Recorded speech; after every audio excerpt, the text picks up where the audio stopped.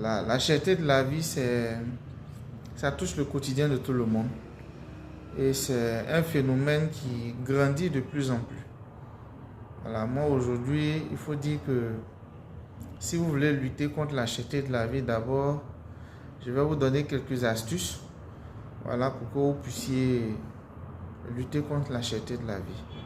Voilà, cependant, vous pouvez prendre un stylo et puis une feuille et puis vous installer confortablement. Voilà, ce sont des astuces, je n'ai pas énuméré en tant que tel, mais je vais citer pêle-mêle. Voilà. Donc, la première des choses, c'est de pouvoir établir un budget. Voilà. Un budget va vous permettre ici de pouvoir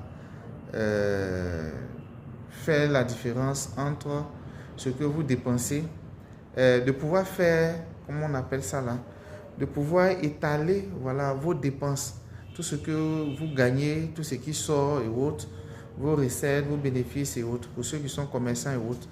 Voilà, donc vous faites un budget et dans le budget, vous allez répartir ce que vous gagnez voilà, dans ce budget. Maintenant, en dehors du budget, si vous avez déjà fait un budget, ça, on va considérer que c'est le premier point.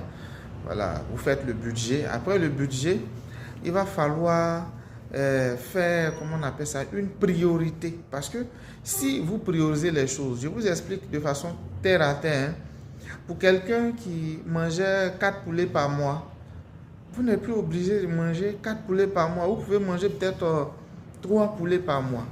Et prendre l'argent d'un poulet pour pouvoir peut-être acheter du savon. Vous voyez un peu.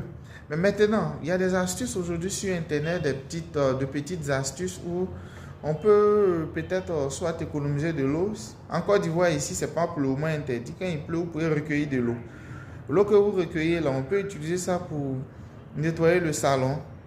Voilà, laver les assiettes. Et puis, peut-être même faire d'autres tâches, effectuer d'autres tâches